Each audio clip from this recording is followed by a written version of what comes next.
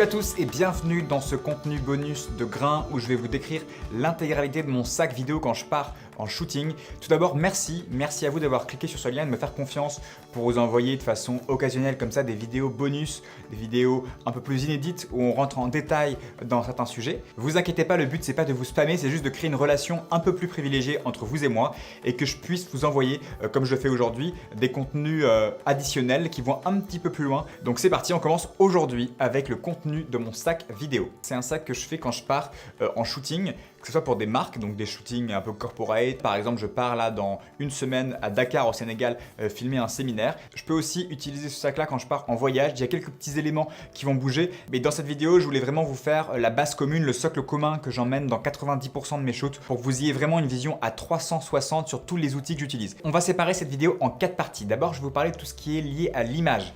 Ensuite, je vais vous parler de tout ce qui est lié au son. Ensuite, les lumières et pour finir, tous les accessoires qu'il y a autour. Évidemment, si vous allez en description de la vidéo, vous allez retrouver tous les liens Amazon vers tous les produits que je vous conseille et je peux vous dire que vous allez gagner du temps puisque c'est une liste que j'ai créée après des heures et des heures et des heures et des dizaines d'heures de recherche jour et nuit puisque je suis quelqu'un d'assez perfectionniste. Quand j'achète un produit, je vais être sûr que c'est le bon et je suis plus du genre à acheter un produit un peu plus cher parce que je sais qu'il va me durer dans le temps plutôt que d'acheter du low cost, même si vous allez voir que certains éléments de mon parc global de matériel sont moins chers que d'autres. En tout cas, ce qui est sûr, c'est que si vous cherchez à acheter du matériel vidéo, vous allez vraiment trouver beaucoup de valeur dans cette vidéo, ça va vous faire gagner beaucoup de temps. Alors c'est parti, on commence tout de suite avec la première partie qui est la partie image. Ce qu'on trouve en premier dans la partie image, c'est bien évidemment les boîtiers. Et comme vous le savez, j'ai pu le dire dans d'autres vidéos, j'ai deux boîtiers. J'ai un Panasonic Lumix GH5 et j'ai un Canon 1DX Mark II. Pour vous la faire assez courte, moi j'ai commencé il y a 2-3 ans avec le GH4 qui est vraiment un super boîtier avec un rapport qualité-prix imbattable qui filme en 4K, qui permet de faire du slow motion, qui a plein d'aides à la vidéo qui sont vraiment très utiles quand on est vidéaste. Et puis au fur et à mesure, je l'ai utilisé avec des optiques micro-quêtières. Ensuite j'ai acheté un speed booster, je vais vous en parler juste après, pour mettre des optiques Canon dessus.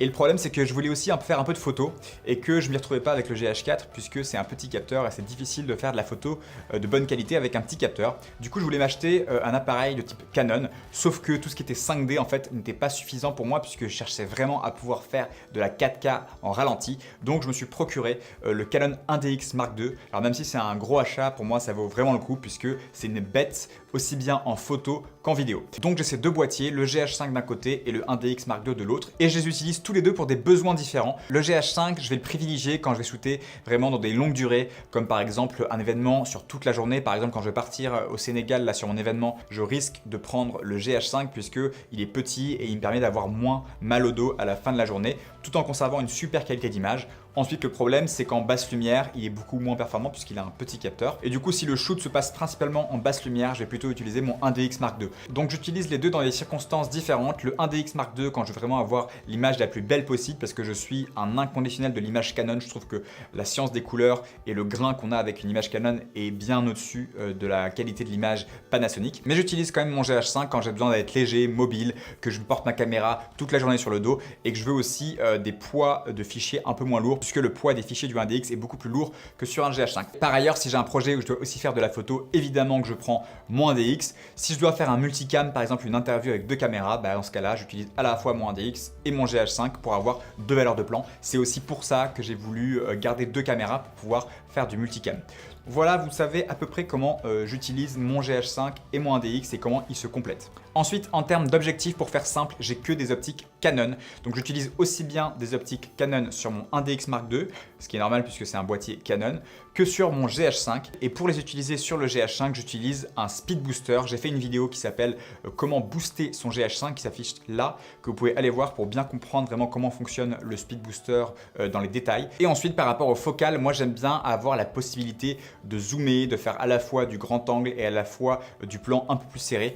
Les focales fixes, c'est super, mais bon, ça reste quand même très compliqué en tournage d'avoir plusieurs objectifs sur soi, puisque je pense que pour faire un beau film avec des focales fixes, il faut au moins 3 focales différentes et très vite, ça devient compliqué.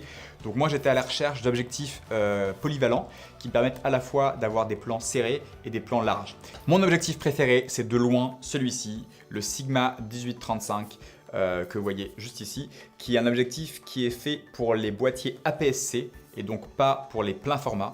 Mais j'utilise moi sur mon 1DX Mark II qui est un plein format. Vous allez me dire comment? C'est parce qu'en fait, en 4K sur le 1DX Mark II, il y a un crop de 1,35, ce qui me permet de supprimer totalement le vignettage que cet objectif cause. Alors bien sûr, je ne peux pas l'utiliser en photo ni en Full HD, mais en 4K, c'est une bombe puisqu'il ouvre de façon constante à 1.8. C'est l'objectif zoom qui ouvre le plus grand du marché, donc ça me permet vraiment de détacher mon sujet et d'avoir un arrière-plan flou, ce que j'adore. Donc ça, c'est mon objectif préféré de loin. Et puis j'adore aussi sa plage focale 18-35, qui en 4K du coup devient un 24-55 je crois, et qui me permet d'avoir vraiment à la fois du grand angle mais pas trop grand angle, puisque moi j'aime pas quand c'est trop grand angle. Le 24 mm je trouve ça très bien, et aussi du 35 mm plus proche, voire du 50, où on peut vraiment rentrer plus dans l'intimité du personnage que l'on filme. Et ensuite j'utilise aussi le 16-35 de Canon série L2 et le 24-70 de Canon série L2 aussi, qui sont hyper complémentaires et qui me permettent d'avoir du grand angle et ici plus du zoom. Quand je vais en événement, par exemple quand je vais partir là à Dakar dans quelques jours, je vais louer aussi un 70-200 pour vraiment avoir du téléobjectif, pour pouvoir faire des portraits dans des salles assez grandes. Je ne détiens pas le 70-200 puisqu'il coûte vraiment cher, je préfère le louer quand j'en ai besoin. Et puis je ne suis pas un grand fan de manière générale des longues focales, je préfère vraiment les focales que je vous ai montrées juste là. J'ai aussi un 35 mm Art Sigma qui me filme juste ici sur le 1DX Mark II, que j'adore pour faire des tutos, pour avoir vraiment un arrière-plan très flou. J'utilise aussi parfois dans certains shoots, mais comme je vous l'ai dit, il est assez limitant puisque c'est une focale fixe. Du coup, je peux avoir qu'une focale qui est 35, et quand même je trouve que dans un film c'est assez pauvre quand on a une seule focale. Et comme j'ai pas envie de me trimballer avec 10 000 objectifs sur moi en permanence, je préfère de loin utiliser en général mon 18-35 Sigma par exemple. Voilà, vous savez déjà tout sur le boîtier et les objectifs. Maintenant on passe à cette petite bague dont je vous ai parlé tout à l'heure, le Speed Booster. Donc c'est la marque Metabone qui fait ça. Pour savoir exactement ce que ça fait dans les détails, je vous renvoie vers la vidéo dont je vous ai parlé tout à l'heure qui s'affiche à nouveau juste ici. En tout cas, c'est vraiment une bombe, ça me permet de mettre du Canon sur mon GH5 et d'avoir une image vraiment au top, puisque une de ses particularités, c'est de faire gagner un stop de lumière, et quand on a un capteur micro 4 tiers, c'est vraiment pas de refus. Autre chose que j'utilise vraiment tout le temps, c'est le filtre ND. Donc voici un filtre ND variable. Pareil, j'ai fait un tuto spécifique qui s'affiche juste ici aussi, où j'explique vraiment à quoi ça sert et quel est le modèle. Je vous le remets quand même en description. C'est le Tiffen à 82 mm. Vous en achetez juste un seul, un grand diamètre. Moi, je conseille le 82 mm par exemple. Et vous achetez ensuite ces petites step-up rings sur Amazon. Tout est en description à nouveau. Et vous pouvez comme ça les visser dessus et pouvoir mettre un objectif de diamètre plus petit sur ce grand filtre ND. Je vous conseille quand même d'acheter un bon filtre ND. Moi, j'utilise la marque Tiffen. Je trouve que c'est une super marque puisqu'elle n'est pas trop chère. Les filtres ND, ça peut monter très très vite. Et en même temps, elle n'est pas trop cheap. Ça permet vraiment d'avoir une bonne image, puisque c'est dommage d'acheter un objectif qui coûte plusieurs milliers d'euros et de mettre devant un filtre ND de mauvaise qualité. À quoi ça sert? C'est en fait des lunettes de soleil pour votre objectif. Donc ça permet, en situation de grande luminosité, de pouvoir garder une grande ouverture. Mais à nouveau, je vous explique tout ça dans la vidéo du filtre ND. Donc voilà, j'utilise le Tiffen 82 mm variable. On passe aux cartes SD. Déjà, j'ai ça. Et ça, c'est super, c'est un étui pour carte SD de la marque PNY. Si je l'ouvre, vous voyez que toutes mes cartes SD sont à l'intérieur, bien rangées, ça ne bouge pas, et en plus, c'est waterproof. Donc, je vous conseille d'acheter cet étui. Pour mon 1DX Mark II, j'utilise des cartes Lexar C-Fast 2.0. Voilà le modèle. Ces cartes-là permettent de pouvoir filmer en 4K à 60 images par seconde, mais elles sont très très chères puisque une carte comme ça vaut environ 500 €. Alors, j'en ai une de 256 Go et une de 128 Go. Ça monte très vite, mais en même temps, c'est des fichiers qui sont très lourds et de très bonne qualité. Du coup, il faut des bonnes cartes derrière. Pour mon GH5, j'utilise des cartes SanDisk Extreme Pro. J'ai aussi une Transcend qui font 64 Go, ce qui est amplement suffisant si vous shootez en 8 bits. Attention, puisque depuis peu de temps, c'est possible avec le GH5 de filmer en 400 mégabits par seconde. Et pour cela, il vous faudra des cartes différentes, des cartes V90. Donc je vous conseille de vous renseigner sur internet, il y a beaucoup de tutos là-dessus. Mais en tout cas, faites attention, si vous voulez utiliser un débit très élevé, vous devriez avoir des cartes différentes. En tout cas, ces cartes-là suffisent amplement pour faire aussi bien du Full HD que de la 4K en 8 bits à 100 mégabits par seconde. Pour ce qui est des batteries, j'ai deux batteries, donc deux batteries pour mon 1DX Mark II et deux batteries pour mon GH5. Il faut savoir que le 1DX comme le GH5 sont des boîtiers qui tiennent très bien en durée comparé par exemple au Sony. Donc 2 batteries suffisent amplement pour moi. Je prends mes chargeurs avec moi en événement. En général, ça me fait tenir environ une journée pour une batterie ou une demi-journée si vraiment je shoot énormément. Mais dans tous les cas, 2 batteries me suffisent amplement pour ces 2 boîtiers. On reste dans la catégorie images et on passe maintenant au drone. J'utilise un Mavic Pro comme drone qui est un super drone pour les gens qui voyagent puisqu'il est tout petit. Il pèse pas très lourd, il permet de passer relativement inaperçu. Par contre, je trouve qu'il a vraiment un différentiel de qualité assez énorme par rapport à mon 1DX Mark II notamment et même par rapport à mon GH5. Donc je risque d'en changer bientôt. Je pense que je vais le revendre et que je vais passer sur un Phantom 4 Pro. Même si le Phantom 4 est beaucoup plus gros, je préfère avoir un drone plus gros mais avec vraiment une super qualité qui est au rendez-vous. Pour le Mavic Pro, c'est un peu comme si vous mettiez un iPhone dans les airs, donc vous avez une qualité qui est bonne, mais si la nuit tombe, ça va grainer très vite et l'image va très vite s'appauvrir et devenir vraiment crade. Donc le Mavic Pro c'est super si vous faites des petites vidéos de voyage et que vous n'avez pas de la grosse qualité, mais dès que vous voulez passer sur de la 4K avec une bonne résolution, je vous conseille plutôt d'opter pour un Phantom 4 Pro ou un Phantom 4. Même si le Mavic Pro filme en 4K, c'est pas parce qu'il filme en 4K qu'il a une qualité géniale. Toutes les 4K ne sont pas équivalentes. Comme il a un tout petit capteur, et bien forcément la qualité de l'image laisse à désirer comparé au Phantom 4 Pro. Donc voilà ce que j'utilise pour le moment en tant que drone. Pour ce qui est des drones de manière générale, je vous conseille vraiment de vous en procurer un si vous faites de la vidéo. Pour moi, c'est quelque chose qui élève de façon considérable le niveau de vos vidéos. J'ai fait d'ailleurs une vidéo où je vous explique les 4 raisons pour lesquelles selon moi c'est essentiel d'avoir un drone aujourd'hui. Elle s'affiche juste ici, n'hésitez pas à aller la voir. En tout cas, je vous conseille vraiment d'acheter un drone, que ce soit le Mavic Pro ou autre chose. Allez-y, lancez-vous. On passe maintenant à la stabilisation. Alors j'ai plusieurs types de stabilisation. J'ai aussi fait une vidéo là-dessus où je vous montre les différents types de stabilisation qui vous permettent d'avoir différents rendus. Mais l'outil que j'utilise à 90% sur mes shoots, c'est celui-ci. C'est le GlideCam HD 2000 qui est pour moi le meilleur stabilisateur qui existe, puisqu'il permet à la fois, si vous le tenez comme ça, de faire des mouvements un peu main levée. Vous pouvez aussi l'utiliser comme un Steadicam. Vous pouvez l'utiliser comme un monopode. Il est très polyvalent. Il n'y a pas de batterie à l'intérieur, donc il ne va jamais vous lâcher. Il va toujours être fiable. Par exemple, là, quand je pars pour mon séminaire dans une semaine, je vais utiliser le GlideCam et c'est tout. Je ne vais pas prendre de Ronin, je ne vais pas prendre de monopode, ni de petite gimbal comme ça à 3 axes. C'est vraiment l'outil que je préfère. Alors, c'est un peu difficile à apprendre. Ça met franchement plusieurs mois à apprendre à bien s'en servir, mais pour moi c'est l'outil essentiel pour tous les vidéastes, donc je vous recommande à 2000% d'acheter un GlideCam. Moi j'ai le modèle HD 2000 qui suffit amplement, même pour le Canon 1DX Mark II, il suffit juste de bien le charger en bas pour que le poids en bas soit égal au poids du dessus. Mais ça suffit pour porter ce genre de caméra. Il y a aussi un modèle qui s'appelle le HD 4000 qui permet de porter des caméras beaucoup plus grosses, mais pour moi c'est beaucoup trop gros. Donc je préfère rester sur le HD 2000. Ça y est, on a fini la partie image et on passe maintenant à la partie son. Alors le premier micro que j'ai acheté, le voici. C'est un Zoom H1 et qui permet d'enregistrer du son comme ça à main nue, qui permet aussi d'enregistrer des sons via un micro-cravate par exemple, puisqu'il y a une entrée ici où vous pouvez brancher un micro. Ce que j'utilise comme micro-cravate avec, ce sont ces petits micro-cravates Rode. Vous voyez, si j'ouvre le sachet, j'ai un micro-cravate et puis il faut juste utiliser un petit adaptateur comme ça là.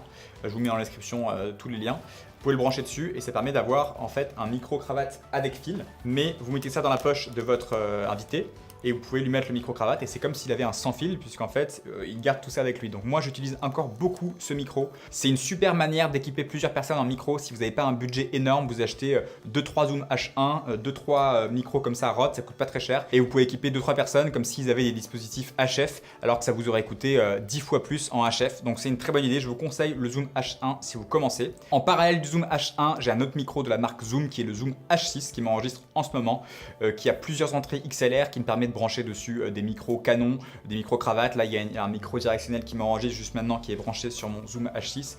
Et puis là aussi, des meilleurs préamplis. Du coup, le son est de meilleure qualité.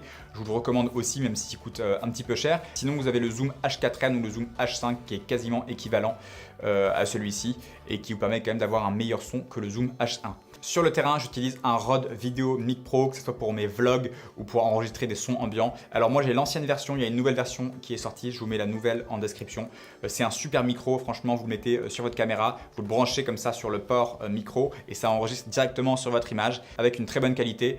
Petit tips par contre, mettez-le bien sur +20 ici pour utiliser les préamplis du micro et pas ceux de votre caméra. Donc vous le réglez sur +20 ici.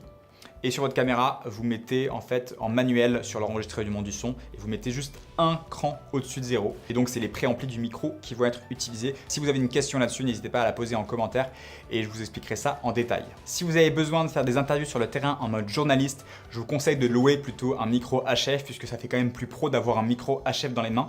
Mais si vous en fichez un peu du rendu que ça donne à l'écran, vous pouvez utiliser le Zoom H1 comme ça avec sa petite bonnette qui vient dessus pour parler avec quelqu'un. Donc c'est comme un micro. Moi j'utilisais au début quand je faisais des interviews. Vous pouvez aussi utiliser le H6 de la même manière. Ici vous avez des micros comme ça, des capsules qui s'adaptent sur le H6. Et c'est exactement la même chose, vous pouvez interviewer quelqu'un avec. Donc vous voyez, il y a plusieurs moyens d'utiliser des micros. J'ai aussi bien le H6 que le H1 pour faire des interviews sur le terrain ou enregistrer des micro-cravates ou des micros XLR. J'ai un micro terrain que je mets sur mon ADX Mark II. J'ai aussi un micro ici qui m'enregistre quand je veux avoir du son vraiment de meilleure qualité en intérieur ou pour des interviews.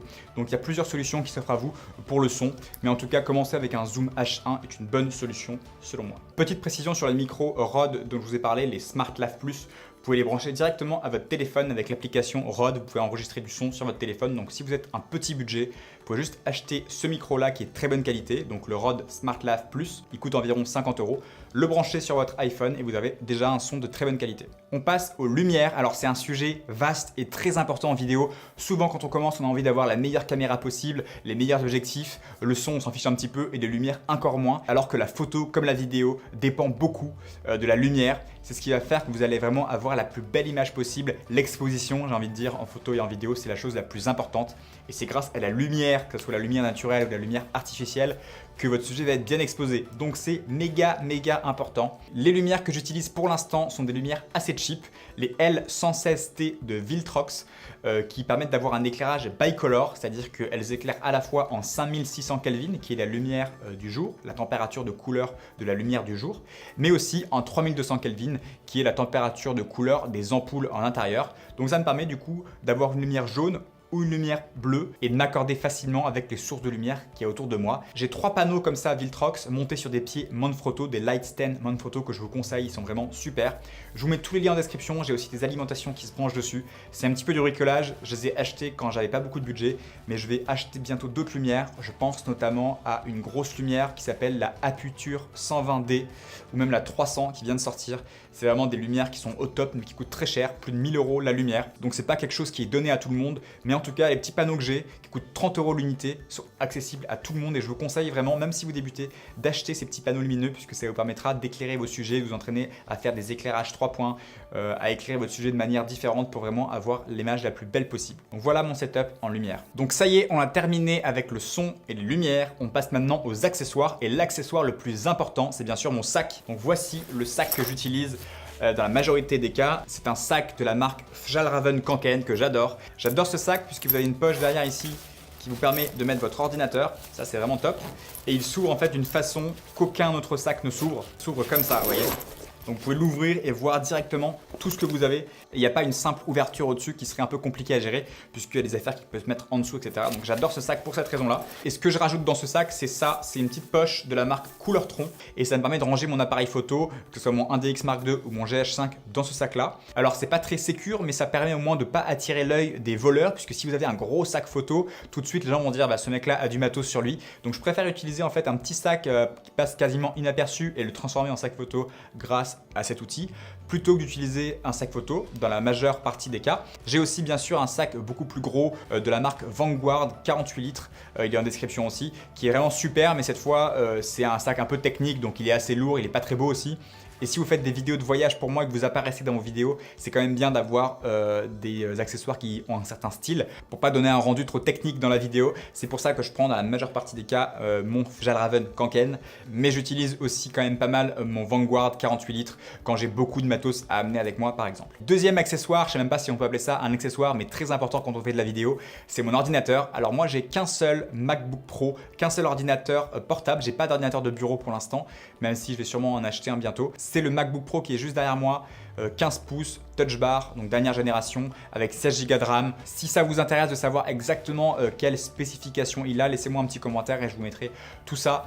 En tout cas, c'est important d'avoir vraiment une bonne machine pour monter de la vidéo. Moi, j'utilise Mac, mais vous pouvez aussi utiliser PC. Je sais que si vous passez par un PC, vous paierez beaucoup moins cher pour une machine plus puissante, mais moi, je suis un fervent utilisateur de Mac. J'adore ça. Pour moi, le design, c'est très important. Du coup, je reste sur Mac, même si précision importante, pas besoin forcément d'avoir une grosse machine de course pour monter de la 4K. Aujourd'hui, vous pouvez monter en proxy. Je ferai un tuto prochainement à ce sujet. Et les proxys permettent de monter de la 4K, de la 6K, de la 8K, même en ayant une machine pas très puissante. Du coup, je vous conseille quand même d'avoir une bonne machine parce que plus vous allez avoir une bonne machine, un bon processeur, une bonne carte graphique, plus vite vous pourrez monter et plus vous gagnez de temps, plus vous gagnez d'argent. Du coup, je vous conseille d'avoir une bonne machine. Mais en tout cas, avoir une machine pas très évoluée ne vous empêche pas de monter de la 4K, loin de là. On passe maintenant au disque dur, autre énorme sujet, donc je ferai aussi un tuto spécifique là-dessus. Mais très rapidement, pour monter, pour travailler, j'ai un Samsung T3 SSD 2 Tera qui coûte une blinde, il coûte environ 800 €. Mais c'est une bombe, il va ultra vite. Et encore une fois, moi je suis partisan d'avoir vraiment du matériel qui va très vite pour gagner beaucoup de temps et pouvoir finir les projets le plus rapidement possible. Donc j'utilise ça pour travailler. Et ensuite, quand je suis en shoot pour décharger mes fichiers, j'utilise de manière générale des disques comme ça. Donc là, c'est un Western Digital My Passport, en général 2 à 3 Tera. Là, pour le coup, la marque n'est pas vraiment importante. C'est quasiment le même prix, environ 100 € pour 2 Tera.